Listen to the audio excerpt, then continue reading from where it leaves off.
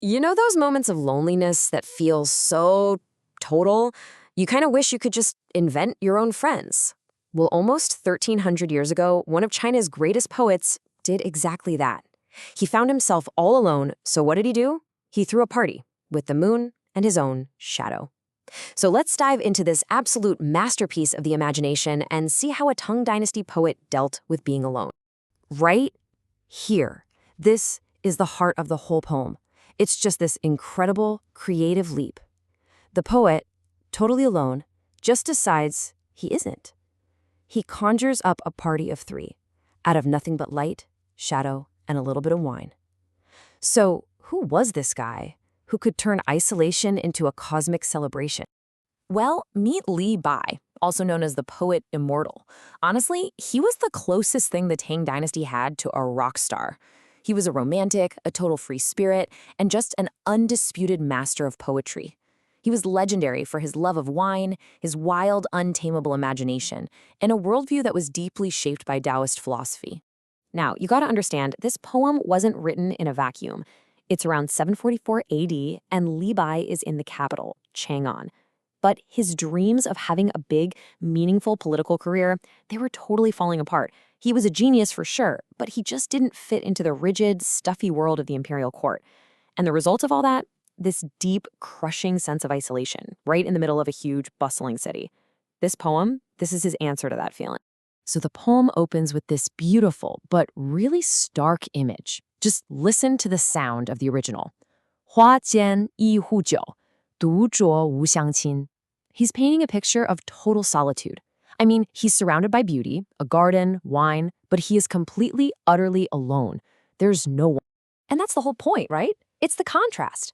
Li Bai masterfully sets up the perfect scene for a party, just to show you the one thing that's missing.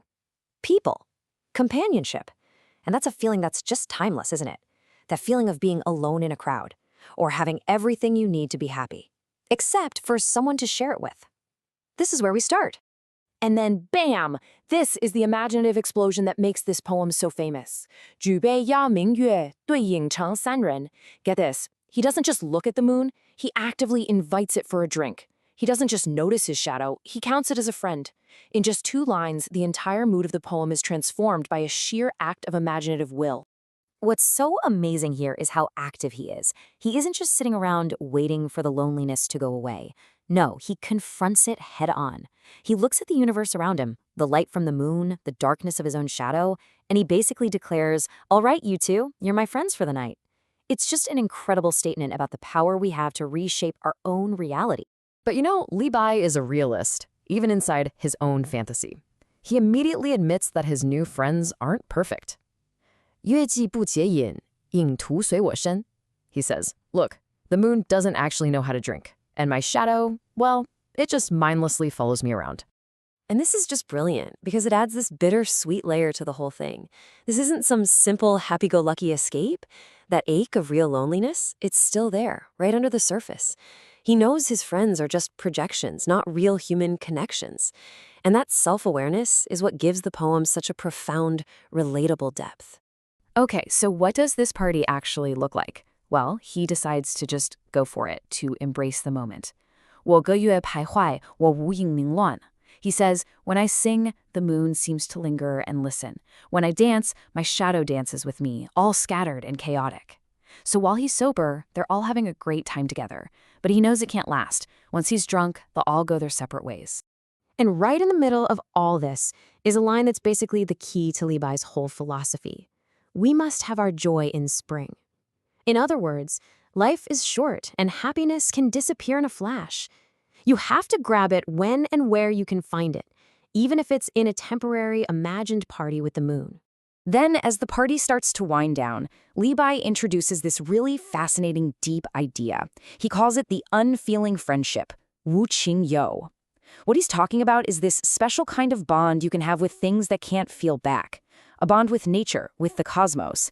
It's a friendship without all the baggage, right? No drama, no expectations, no chance of betrayal. It's just pure. And the poem ends with this absolutely breathtaking promise. 永结无情游，相期邈云汉. This isn't a sad goodbye, not at all. It's a pledge. He makes a pact with the moon and his shadow to meet up again way out in the Milky Way, what the ancient Chinese called the River of Stars. So the party's not over, you see. It's just been moved to a cosmic location. So think about that emotional journey. He starts with loneliness. He creates this moment of imagined joy. He acknowledges that it's temporary. And then he lands in this place of deep philosophical peace. He's transformed his personal solitude into a timeless spiritual connection with the entire universe. It's just incredible. And of course, we can't fully get this poem without talking about the wine. For Li Bai, wine wasn't just about getting drunk. It was a philosophical tool. In his other poems, he argues that wine connects him to the Taoist ideal of just being natural and spontaneous. It helps him forget about the empty fame of the court, and it unlocks this transcendent joy that the sober, buttoned-up world could never understand. So, when you boil it all down, this poem is a perfect example of what you might call emotional alchemy. Li Bai takes the heavy lead of loneliness, and through the fire of his imagination and the spirit of wine, he turns it into the gold of cosmic belonging. That is a powerful idea that hits just as hard today as it did 1,300 years ago. And in the end, the poem kind of turns the question back on all of us, doesn't it? Li Bai found his companions in the moon and his shadow. It makes you wonder, when we find ourselves alone, where do we find our moon? What becomes our company?